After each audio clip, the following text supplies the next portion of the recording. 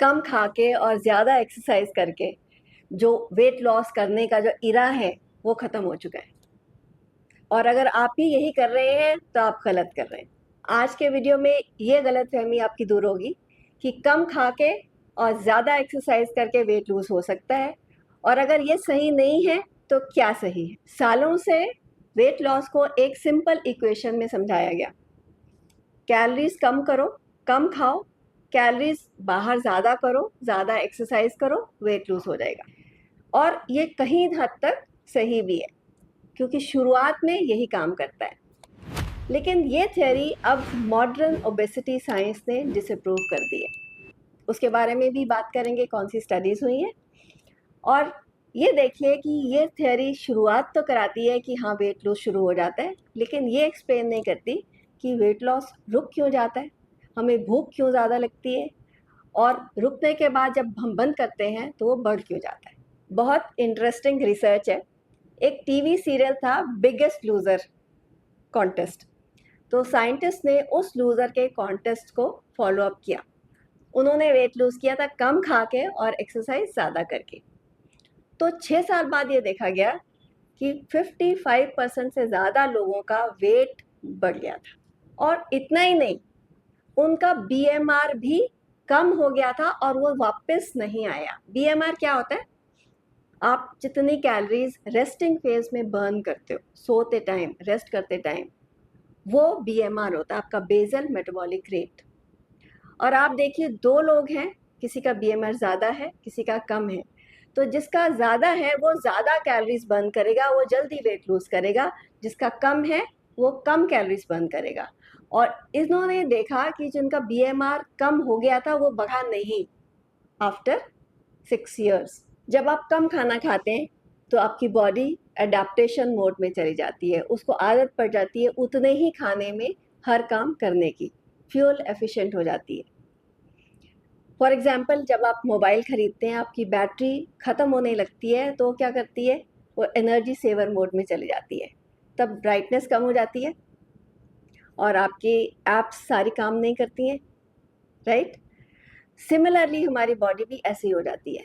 जब आप कम खाते हैं तो उतने ही कैलोरीज में बॉडी एडजस्ट करती है, उतने ही खाने में एडजस्ट करती है। तो क्या होता है, रिसर्च ने ये देखा कि आपकी विंकिंग, आई मूवमेंट्स कम हो जाती हैं, आपकी इनवॉलंटरी जो हाथ इधर उधर हिलाते हैं आप, वो कम हो जाते हैं, आपकी मूवमेंट स्लो हो जाती है, आपकी रिएक्शन स्लो हो जाती हैं। और क्योंकि बॉडी ने उसी में एडजस्ट करना है। और ऐसा होता क्यों है? क्योंकि आपकी बॉडी का जो सर्वाइवल स्विच है, फैट स्टोरेज स्विच है, ऑन हो जाता है और फैट बर्निंग स्विच ऑफ हो जाता है। ये क्यों होता है? क्योंकि आपकी बॉडी का एक ही रिस्पॉन्सिबिलिटी है, वो है आपको ज़िंदा रखना। जब आप कम खाते हैं, आपको बॉडी को मालूम नहीं है कि आप डाइटिंग कर रहे हैं, आपको 6 पैक एब्स बनाने हैं, आपको गोवा जाना है अगले महीने, आप उसकी तैयारी कर रहे हैं। उसको सिर्फ इतना मालूम है कि आप उसको खाना नहीं दे रहे हैं, और जितना आप खाना दे रहे हैं उसको उसी में उतना ही एडजस्ट करना है। तो ऐसा होता क्यों है? क्योंकि आपकी बॉडी का सर्वाइवल स्विच जो है, फैट स्टोरेज स्विच है, वो ऑन हो जाता है और फैट बर्निंग स्विच ऑफ हो जाता है। जब बॉडी एडजस्ट करती है, उस प्रोसेस को हम बोलते हैं एडेप्टिव थर्मोजेनेसिस। तो अब ये बॉडी ये आपसे करवाती कैसे है, ये चेंजेस कैसे होती हैं? ये होती हैं एक मैसेंजर के थ्रू, जो इनको बोलते हैं हम हॉर्मोन्स। जब आप कम खाते हैं तो हॉर्मोन्स टेक ओवर करते हैं। हमको लगता है हमारी मोटिवेशन, हमारी विल पावर से हम वेट लूज करते हैं, नहीं, वो बाद में आते हैं। आपके हॉर्मोन्स ज़्यादा इम्पॉर्टेंट हैं आपकी विल पावर से या आपकी मोटिवेशन से। सो पहला हार्मोन लेते हैं एक एक करके। पहला हार्मोन है लेप्टिन। जैसे ही आप कम खाते हैं, आपका लेप्टिन जो है आपके ब्रेन को मैसेज देता है। उसका क्या काम है? आपके ब्रेन को मैसेज देना कि हाँ, अब पेट भर गया है, अब और नहीं चाहिए। तो आपका ब्रेन क्या करता है? फुलनेस कॉज करता है, आप और नहीं खाते। लेकिन जब भी आपका लेप्टिन कम होता है तो आपका ब्रेन कहता है और खाना है, तो आपकी क्रेविंग बढ़ जाती है और आपकी हंगर बढ़ जाती है। और ये लेप्टिन जो है आपके फैट सेल्स बनाते हैं। दूसरा हार्मोन, इसका जो भाई है छोटा, वो है ग्रेलिन। ग्रेलिन को हंगर हार्मोन भी बोलते हैं, और ये हार्मोन जो है आपकी भूख को बढ़ाता है। ये बताता है ब्रेन को कि अभी भूख लगी है।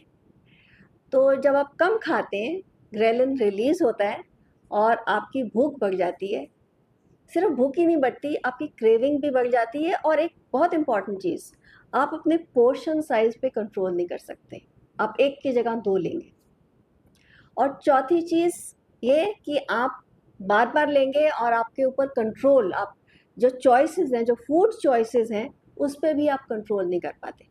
सो इसीलिए जब आप कम खा के वेट लूज़ करने की कोशिश करते हैं, आपकी भूख बढ़ जाती है, आपकी क्रेविंग बढ़ जाती है, आप रीबाउंड में ज़्यादा पोर्शन साइज खाते हैं। इसके बाद आता है आपका hormone cortisol. Cortisol directly fat नहीं बढ़ाता, लेकिन वो स्ट्रेस हार्मोन भी उसको बोलते हैं, और उसकी वजह से आपकी क्रेविंग और फैट डिस्ट्रीब्यूशन भी बढ़ जाती है। तो यहाँ मैं ये बोलना चाहूँगी कि आपकी बॉडी दुश्मन नहीं है आपकी, वो ये नहीं चाहती कि आप मोटे हो जाओ, लेकिन वो आपको ज़िंदा रखना चाहती है। तो वो चूज़ करती है सर्वाइवल फैट लॉस के अगेंस्ट। और इस पज़ल का एक बहुत इम्पॉर्टेंट पीस और है, वो है आपके मसल्स। आपके मसल्स आपका मेटाबॉलिक इंजन मानते हैं उसको। तो मसल्स अगर आपके सही हैं, तो आपका इंसुलिन रेजिस्टेंस सही रहेगा। दैट मीन्स आपका जो ग्लूकोज है वो अच्छे से सेल में जाएगा, और दूसरा आपका मेटाबॉलिज्म भी बढ़ेगा। लेकिन कई बार हम सिर्फ वॉक करते हैं और एक्सरसाइज ज़्यादा करते हैं, लेकिन मसल्स पे फोकस नहीं करते, तो मसल्स की ट्रेनिंग नहीं होती, उसकी वजह से भी वेट लॉस रुकता है। सो सिर्फ खाना कम और सिर्फ वॉक या जिम ज़्यादा से नहीं, आपको मसल स्ट्रेंथ ट्रेनिंग पे भी फोकस करना ज़रूरी है। वेट लॉस और स्ट्रेंथ ट्रेनिंग में बहुत ज़्यादा स्टडीज़ हुई हैं, और डॉक्टर स्टुअर्ट हैं जिन्होंने बहुत स्टडीज़ करके ये बताया कि डायरेक्ट रिलेशन है आपके वेट लॉस और मसल बिल्डिंग में। Now let us see the complete picture again. आपने कम खाया, आपने एक्सरसाइज बढ़ाई, उससे क्या हुआ? आपका हार्मोन्स डिस्टर्ब हो गए, लेप्टिन कम हो गया, ग्रेलिन बढ़ गया, कॉर्टिसोल बढ़ गया, और आपके मसल्स क्योंकि आपने कम खाया वीक हो गए। सो उससे क्या हो गया? आपका जो BMR है वो कम हो गया। आपने शुरू में वेट लूज़ किया, लेकिन उसके बाद फिर वेट स्टक हो गया और धीरे धीरे वो फिर से बढ़ना शुरू हो गया। तो सिर्फ आपका कम खाना मैटर नहीं करता, क्या मैटर करता है? आपके हार्मोन्स, आपके मसल्स, आपकी स्लीप, आपके स्ट्रेस, बहुत चीज़ें मैटर करती हैं। सिर्फ ये 2 चीज़ें मैटर नहीं करती।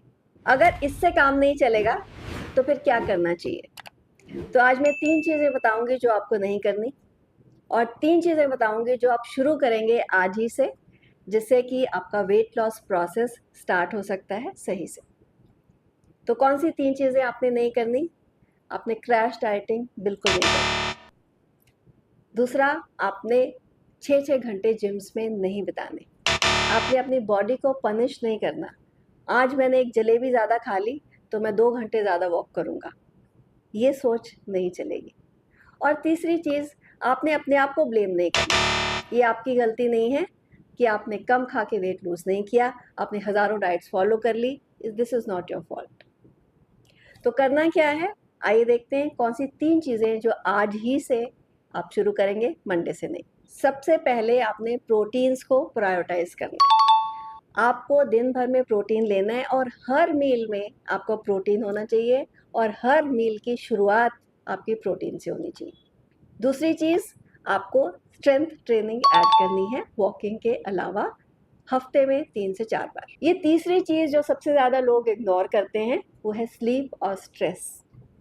आप बहुत टाइम लगाते हैं, पैसे भी लगाते हैं खाने के ऊपर और जिम जाने के ऊपर, लेकिन इन दोनों चीज़ों को आप इग्नोर करते हैं। तो अपने स्ट्रेस को मैनेज करना आपने सीखना है, अपने स्लीप को आपने इम्प्रूव करना है, क्योंकि अदरवाइज आपका एक पैर तो है एक्सेलरेटर पे और दूसरा है ब्रेक पे। क्योंकि एक वेल रेस्टेड जो बॉडी होती है, उसके हार्मोन्स सही से डिसाइड करते हैं कि फैट को छोड़ना है कि फैट को होल्ड करना है। सो पूरी वीडियो में अगर आपको कुछ समझ आया या नहीं आया, आपको सिर्फ एक बात हमेशा याद रखनी है, वो ये है कि कम खाने से और ज़्यादा एक्सरसाइज से वेट लॉस नहीं होता, स्टक होता है रीगेन होता है। इससे आपका जो फैट स्टोरिंग स्विच है ऑन हो जाता है, सर्वाइवल स्विच ऑन हो जाता है और आपका फैट लॉस स्विच ऑफ हो जाता है। तो अपने फैट लॉस स्विच को हमेशा आपने ऑन रखना है और अगले 2 हफ्ते में आप फॉलो कीजिए जो मैंने टिप्स आपको दिए और कमेंट बॉक्स में मुझे लिखिए कि आपके कुछ और सवाल हैं तो मैं ज़रूर उनको आंसर करूँगी अगर इसके बाद भी कुछ हैं तो। और अगला वीडियो जो है मेरा वो है कि क्या चीज़ एग्जैक्टली हमको करना चाहिए जिससे आपका सेफ और सस्टेनेबल वेट लॉस हो, 30 दिन नहीं 30 साल चले। उसे देखने के लिए आप सब्सक्राइब कीजिए, शेयर कीजिए उन लोगों के साथ जिनका वेट स्टक है। Real science, simple habits and lasting results, doctor Vandana here.